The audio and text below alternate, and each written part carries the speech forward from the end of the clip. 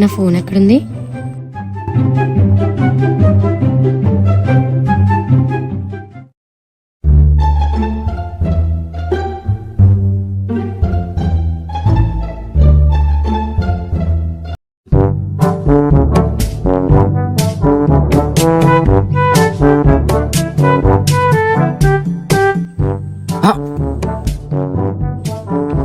తెలిసిపోయిందంటవా?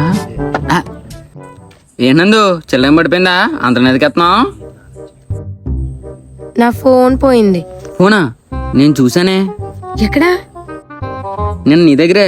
కొత్త వాహన్ చట్నీ అయిపోద్ది. చే ఫోన్లే, చిన్నపిల్ల కదా అని హెల్ప్ చేద్దాం అనుకున్నా.